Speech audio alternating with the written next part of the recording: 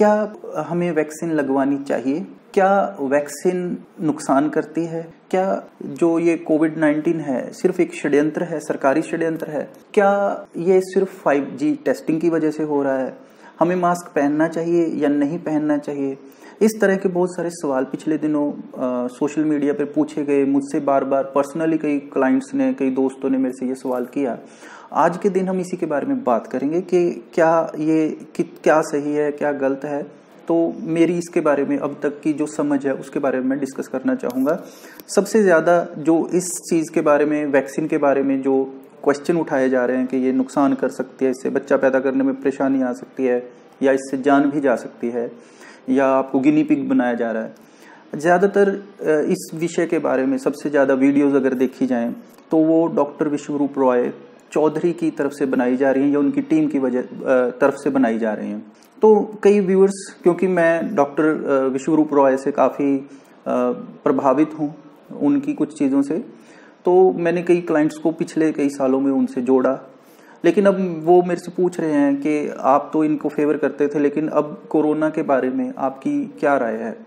तो आज के दिन हम इसी के बारे में बात करेंगे कि मैं उनकी किन बातों से सहमत हूँ, डॉक्टर विश्वरूप रॉय चौधरी की, और किन बातों से मैं सहमत नहीं हूँ। उनकी कंट्रीब्यूशन क्या है, उनकी पॉजिटिव एस्पेक्ट क्या है, और जो किन चीज़ों से मैं बिल्कुल भी सहमत नहीं हूँ। तो आज के दिन हम इसी के बारे में बात करेंगे। सबसे पहले मैं चाहूँगा मैं पॉजिटिव चीज़ों के बारे में बात करूँ, जिन चीज़ों से मैं सहमत हूँ। सबसे पहली बात, जो उनकी डाइट है, DIP डाइट, इसमें कोई शक नहीं है कि शुगर में वो काम करती है। मैंने इसको कई बार ट्राई किया है। मैंने इवन कि अपनी मदर पे इस चीज़ को अप्लाई किया, अपने कई क्लाइंट्स में मैंने इसके रिजल्ट देखे। 100% रिजल्ट हैं, क्योंकि सिंपल सी बात है, जिस चीज़ जो नेचुरल खाना हमारे लिए बनाया है कुदरत ने, अगर हम वो खाएंगे तो उससे हेल्प होती है। कार्बोहाइड्रेट्स कम करने से शुगर वैसे ही कम हो जाएगी। So this is a good thing. So इसके ऊपर ट्रस्ट किया जा सकता है और 100% रिजल्ट इसके आते हैं।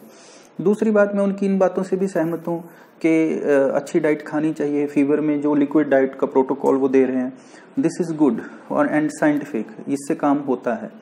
और मैं उनकी हर उस बात से सहमत हूँ। मैं उनके कंट्रीब्यूशन के लिए उनका धन्यवादी हूँ कि उन्होंने बहुत सारे लोगों को अच्छी डाइट के लिए जागरूक किया। लोगों में खाने पीने की अच्छी आदतों के प्रति उन्होंने अपने लेक्चर से लोगों को बहुत अवेयर किया। ये उनकी एक अच्छी कंट्रीब्यूशन है जिसको नकारा नहीं जा सकता, और ये साइंटिफिक है। मैं उनकी दूसरी बात जिससे 100% सहमत हूँ वो ये है कि हमें एलोपैथी के अलावा भी जो ऑप्शनल थेरेपीज हैं उनके ऊपर भी रिसर्च के ऊपर ध्यान देना चाहिए, क्योंकि ये भी एक अच्छा विकल्प हो सकती हैं। हम सिर्फ एलोपैथी पे ही क्यों ध्यान दें? सो इस बात पर अगर सही ढंग से कही जा रही है तो उस पर भी कोई शक नहीं है। तीसरी बात, वो जो क्वेश्चन कर रहे हैं कि जो ट्रीटमेंट प्रोटोकॉल है वो सही नहीं है, अगर सही ढंग से क्वेश्चन उठाया जाए तो मैं उस पर भी सहमत हूँ, क्योंकि कोई ज़रूरी नहीं है कि जो भी एक सिस्टम बनाया जा रहा है या जो भी एक प्रोटोकॉल यूज़ किया जा रहा है वो सही हो। सो क्वेश्चन करना, साइंटिफिक ढंग से सवाल करना, ये बिल्कुल सही टेम्परामेंट है, साइंटिफिक टेम्परामेंट है, इसको बढ़ावा मिलना ही चाहिए, इसमें कोई शक नहीं है। लेकिन फिर अगर मैं हर बात से सहमत हूँ तो फिर वो कौन सी बात है जिससे मैं बिल्कुल भी सहमत नहीं हूँ? सबसे पहली बात, मैं उनकी इस बात से बिल्कुल भी सहमत नहीं हूँ जैसे वो कोरोना का मजाक उड़ा रहे हैं। वो कह रहे हैं कि कोरोना है ही नहीं, ये कोई वायरस नहीं है, आपको मास्क मत पहनो, आप जहां मर्जी जा सकते हो। सो जब वो ऐसी बातें करते हैं, वो एक लोगों को गुमराह करने वाली बात है। वैक्सीन के बारे में ये कह देना कि आप इससे बांझ हो जाओगे, आप इससे बच्चे पैदा करने की शक्ति खो दोगे, ये वैक्सीन आपको ये प्रॉब्लम दे देगी, 3 साल बाद आपको मार दिया जाएगा।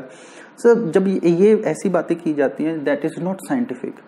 देखो, अब आप देखिए हमारी जनता की समझ कैसी है और हमारे उन लोगों की समझ कैसी है। एक तरफ हमारे पास हजारों का डाटा है, रिसर्च बेस्ड हमारे पास एविडेंस है कि ये वैक्सीन काम करती है, और दूसरी तरफ एक बस बात कह दी जाती है कि वैक्सीन से नुकसान होंगे। जो वो क्लेम कर रहे हैं कि इससे ये नुकसान होंगे, उसके ऊपर उनके पास कोई एविडेंस नहीं है। सिर्फ एक मुंह खोल कर कह देना कि इससे ये नुकसान हो जाएंगे, दिस इज नॉट साइंस। सो ये हमें सोचना चाहिए कि हम किस चीज़ पे यकीन करें। सो मैं लोगों से यही कहूँगा, अगर आपको बुखार होता है, इसमें कोई दो राय नहीं है, आप फ्रूट खा सकते हैं, अच्छी डाइट लीजिए, लिक्विड डाइट लीजिए। लेकिन अगर आपको सीरियस प्रॉब्लम हो रही है तो आप इसको इग्नोर मत कीजिए, जल्दी से जल्दी डॉक्टर से मिलिए, अपना इलाज करवाइए। और जो ये कहना कि मास्क मत पहनो, जहाँ मर्जी जाओ, हर्ड इम्यूनिटी आ जाएगी, इट इज़ वेरी रिस्की। आप लोगों को गुमराह मत कीजिए, मेरी रिक्वेस्ट है।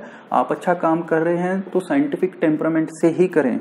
और जो कुछ लोग, एक और यहाँ पे एक बात निकल के आ रही है कि ये जो 5G टेस्टिंग की वजह से लोगों की मौत हो रही है, 5G टेस्टिंग की वजह से ये मौत हो रही है, गांव में टावर लग गया, 40 लोग मर गए, ये बिल्कुल कोरी अफवाह है।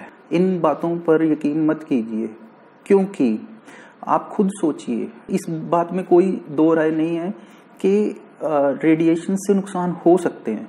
मैं इस चीज़ को नकार नहीं रहा हूँ कि रेडिएशन से नुकसान नहीं होते, रेडिएशन से नुकसान हो सकते हैं, होते भी हैं, इनफैक्ट हो रहे हैं।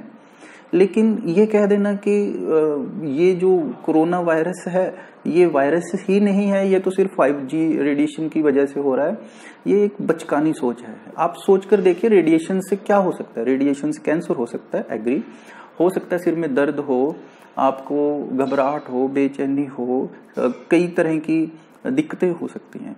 लेकिन क्या बलगम बननी शुरू हो जाती है? रेडिएशन से बलगम बन जाएगी और आपको जुकाम हो जाएगा, छींकें आएंगी? ये दिस इज नॉट साइंटिफिक। सो ये एक वायरस है, इससे लोगों की जान जा रही है, प्लीज बी अवेयर। हाँ, फिर ये इतने कामयाब क्यों हो रहे हैं? इनकी कामयाबी का क्या राज है? ये इतने ज्यादा फेमस क्यों हो रहे हैं? उसके पीछे सिंपल सी साइंस है। देखो, एक बाबा है, वो कैसे मशहूर होता है? उसके पास 100 लोग आए, वो कहते हैं बाबा जी हमें लड़का चाहिए, और बाबा सबको कहता है आपको लड़का होगा। सो सिंपल सी साइंस है, प्रोबेबिलिटी 50 लोगों की लड़की होगी, 50 लोगों के लड़का होगा। तो जिन लोगों के लड़का हो जाएगा वो बाबा के भक्त बन जाएंगे, उनको लगेगा कि बाबा की कृपा की वजह से हमारे लड़का हुआ। लेकिन जिनकी लड़की होगी वो क्या करेंगे? बाबा को छोड़ के चले जाएंगे किसी दूसरे बाबा के पास ढूंढने उनको।